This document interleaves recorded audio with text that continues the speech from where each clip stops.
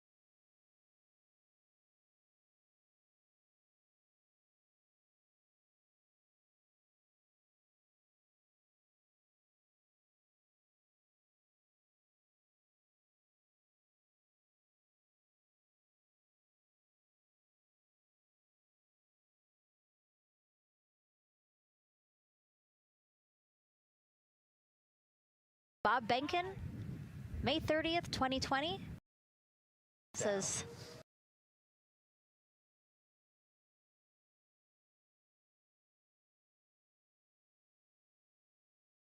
And now, Artemis 2 with Reed, Victor, Christina, and Jeremy. It is really surprising, honestly, to hear that through all these decades, through all these launches we've had, this is only our 7th new vehicle that we're testing for crew. Yeah, you know, we have so many different missions that we think about and we talk about, but really 7 vehicles that we've tested and that we're flying. You know, I like to think of spaceflight really as a permanent test, right? We have, you know, hundreds of missions or so. You know, an airplane that gets tested and then flown has thousands of data points. And so really spaceflight is always going to be in the test field. And I think it's important to remember that, especially as we put humans on rockets that we never have before, or for the 7th time we start a new vehicle and a new mission. Just getting word now that White Room closeouts are complete. And so the closeout crew is preparing to leave the pad. It's exciting stuff. We are making good time, and the closeout crew is doing really well.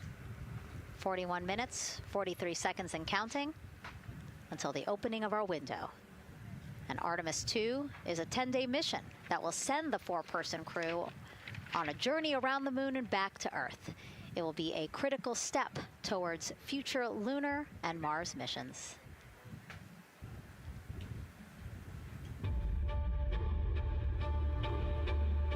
We're going back to the moon because it's the next step in our journey to Mars.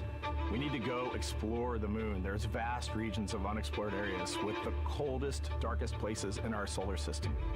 This is a test mission, and when we get off the planet, we might come right back home. We might spend 3 or 4 days around Earth. We might go to the moon. That's where we want to go, but it is a test mission, and we are ready for every scenario as we ride this amazing space launch system and the Orion spacecraft. But another reason we're going back to the moon is to fulfill NASA's mission, which is to explore the unknown in air and space, to innovate for the benefit of humanity, and to inspire the world through discovery. And when we succeed and when we accomplish the things that we set out to accomplish, that inspiration not only can set up new things to happen, but it also is a reminder in tough times that we're capable of doing great things when we work together. The thing I love about the moon is that it's not just a beacon for exploration and this platform of possibilities for incredible missions like this, but it has benefits. That's actually why we're racing towards it.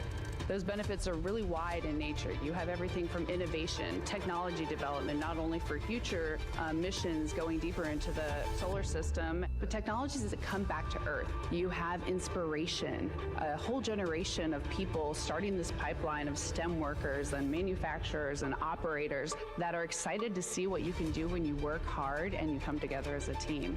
When I think about the 4 of us flying around the far side of the moon, seeing that Earth rise, taking images and video and sending them back to you, the feeling that I have inside is hope. We know that Artemis 2 is not the solution for humanity on planet Earth, but it is a contribution in the positive column. We hope that just for a moment that people will pause and say, wow, it's extraordinary when you look back upon the Earth with over 8 billion people, and you see this concrete example of what humanity can do, this extraordinary thing when we set big goals and CDR entity to achieve them.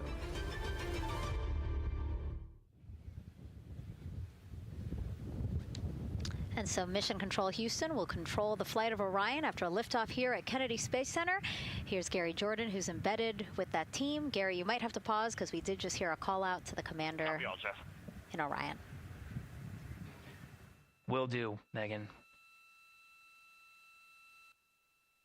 I think that was Commander Reed Wiseman responding to prepare for some of the next steps. We are now holding at the T-minus 10-minute hold. Expected a 30-minute hold. So we are well on the countdown. We are well on the timeline to meet this L- time and launch towards the beginning of the window, but continuing to track progress along the way. Again, I'm here with the Artemis 2 flight control teams in Mission Control Houston. The team in the room behind me has been monitoring the countdown and verifying their own mission-specific launch criteria of the Space Launch System, the Orion spacecraft integrity, and its crew. During the final poll before launch, if all looks good, From each of the flight controllers in this room, Flight Director Judd Freeling will report a go for launch from Houston Flight. Upon liftoff, teams here take control of the mission and communicate with the crew while they fly on the Space Launch System. This phase of flight is highly dynamic, and each console position has a dedicated and important role of looking after critical systems. You'll hear calls from Capcom and NASA astronaut Stan Love in this room to the Artemis II crew as milestones are reached during the more than 8 minutes of powered flight on the core stage. Liftoff and ascent are just the beginning. This room will be staffed around the clock over the next 10 days to oversee every moment of the mission through splashdown. Here from the Johnson Space Center, we'll be streaming the mission live 24/7 so anyone can follow the crew's journey, take peeks inside the spacecraft, and share the experience of a lunar flyby with astronauts looking down at the moon's surface. Teams here have been rehearsing tirelessly in simulations to throw every conceivable and inconceivable scenario their way. We are ready and eager to begin the Artemis II mission. Still milestones to come as we continue the countdown, but we'll be right back with you during the ascent phase of today's flight. With that, Megan, I will send it back over to you at the Space Coast. Thanks so much, Gary. Under 37 minutes until the opening of our 2-hour launch window, 6:24 p.m. Eastern. I've never been more excited for a time. But why don't we send it back over to Megan Carter with the Moon Board to learn more about what happens after ascent. Absolutely. I am definitely also getting excited. Things feel like they're starting to pick up a little pace here. A lot is about to happen within the first 10 minutes of launch, but what happens after those first 10 minutes? Let me take you over here to my mission map so we can kind of jump ahead and let me explain a few things. So, our main engine cutoff is going to stand for MECO, and that is essentially where the rocket's job is done, and it is then going to turn the propulsion duties over to our ICPS. That stands for Interim Cryogenic Propulsion Stage. Don't try and say that too many times fast, but the ICPS is going to be right here, and that's our in-space propulsion. About 50 minutes into, after about 50 minutes into launch, it is going to conduct that first burn, and that's going to be the perigee raise maneuver. Essentially what that is going to do is going to raise the spacecraft from a lowest point of Earth just a little bit higher into space, and then they are going to conduct that nice path that's going to set them on that nice circular path around the Earth. That's when they're going to start to be able to really check out the spacecraft. The Orion spacecraft is going to be able to, like we've talked about, be maneuvered by the crew. They're going to check out those life support systems, and communication checkout's going to be vital at that point as well, obviously. Then they will be conducting that another burn, and that's going to raise them just a little bit higher again. And then they will, it'll be about time for the ICPS to separate, and they will start another lap around the Earth as well. Now, the ICPS, even after it separates, its job will not be done because they will have the opportunity to conduct something called the Proximity Operations Demonstration. And this is going to be really important for our future lunar missions because the ICPS actually has a target on it, and the crew is going to have the opportunity to manually maneuver these spacecraft like we've mentioned and practice those docking maneuvers. Now, obviously, they will not be docking for this mission, but that is again going to be critical for those lunar missions in the future. Now, all right, after that ICPS has separated and they've done that second lap, they're going to conduct 2 more burns. And what these burns are going to do is set them up to the high enough orbit and a fast enough speed in order to conduct the translunar injection. This is going to be that critical moment and that critical milestone where they are going to produce about 6,000 pounds of thrust. And this is that point that is going to take them out of low Earth orbit into deep space, and it's going to set them on that nice path towards that lunar flyby. And I know we have talked a little bit about why this could be a record-breaking flyby and journey to the moon. And with that, I'm going to turn it back over to Megan so she can tell us just why. Yeah, she's talking about the distance record set by the Apollo 13 astronauts in 1970. They were 248,655 miles away from Earth, and this Artemis II crew might surpass that on flight day 6 when they fly around the moon by more than 4,000 miles. Yeah, it's a long ways. It's tough to fathom 250,000 miles from Earth, right? I mean, space, the space station is only 250 miles, and so we're going, I don't want to do the public math, but we're going much further than that. But, it's important, right? Because we want to get back to the moon. We want to see the surface. We want to see the far side of the moon. And the way we do that is by breaking distance records. Yeah, and the exact distance record depends on exactly when they launched, like the time, the day. So we'll learn more as we go into this 10-day mission with the Artemis 2 crew. But here we are, 32 minutes, 50 seconds and counting from the opening of our launch window. Feels really, really surreal here as more and more people come to gather on the press site lawn here at Kennedy Space Center. Why don't we take a look at this video that we have here? Some familiar faces who wanted to wish our Artemis 2 crew a safe journey. Reed, Victor, Christina, and Jeremy, you are the real deal. You're flying to the moon for all of us, and we are in awe. You're the true heroes. You are not just astronauts. You are pioneers, venturing deeper into the unknown. But you are not alone. We will be all cheering you on from planet Earth. Hey, I'm Victor Wembanyama, and I play basketball in the NBA. But I'm not only interested in shooting hoops.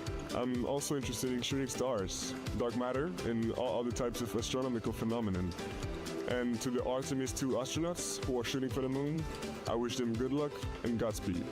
Hi everybody, I'm Ryan Gosling and I play a biologist who goes to space to save the planet in the film Project Hail Mary. But the Artemis 2 astronauts are going to space for real, and they will travel farther from Earth than any humans in history. Sending all our best wishes to the Artemis 2 crew. I just want to say how proud I am of each of you and how inspired you make me.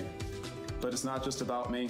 Your mission is going to inspire future generations of scientists, engineers, athletes, and dreamers to do something that they never thought possible.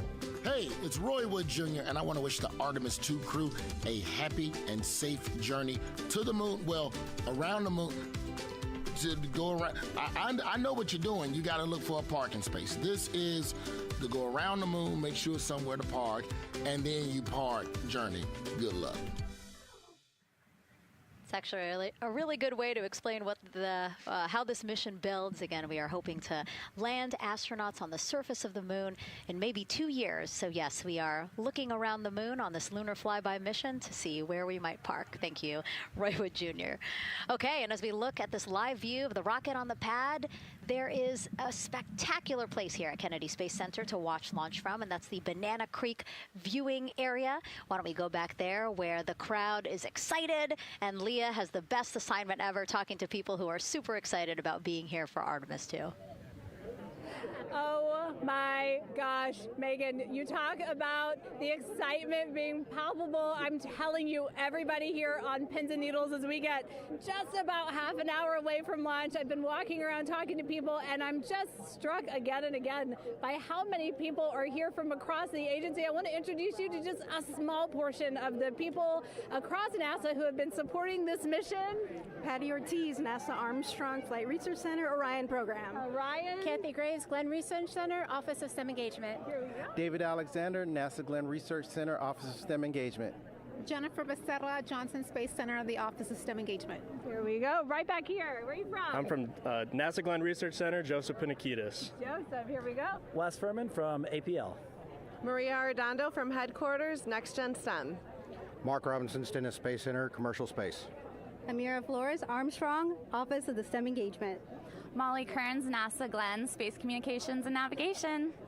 Matthew Pierce, Goddard Institute for Space Studies in New York City. Here we go, and right over here. Lauren Ring, Ames Research Center, Data Integration.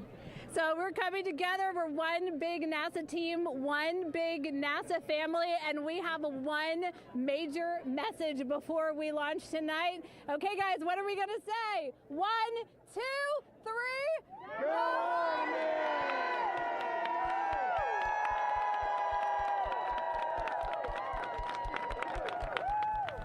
Oh my gosh, that made me so emotional. That was so inspiring to see. I mean, wow, yeah, that was great.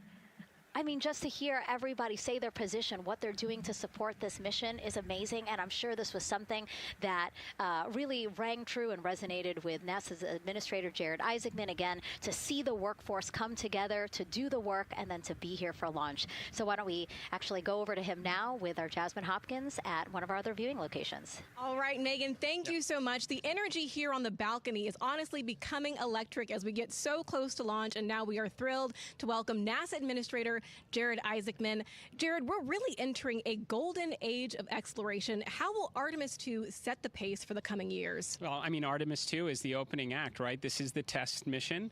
This is getting very comfortable with the SLS rocket, the Orion spacecraft. No humans have ever flown on this before, right? And we're going to put it through its paces. We'll go into Earth orbit for a little bit, make sure Orion's doing okay, and then we are sending them, right? We're going to send them farther into space than any humans might have gone before, 250,000 miles away, and it's going to set up for the subsequent missions. That's why we're going into the golden age of science and discovery right now, because you're going to see a moon rocket launch in 2027 when we do our testing with the lander. We're going to go for the landing on Artemis 4 in 2028, and in parallel, we're going to build the moon base, right? And that is going to be filled with science discovery and tech demonstrations that's going to support the enduring presence we're trying to create on the surface. Absolutely. So honestly, history-making years ahead of us, you know, with Artemis 3 and 4. But first is Artemis 2. What will be our single greatest takeaway from this mission?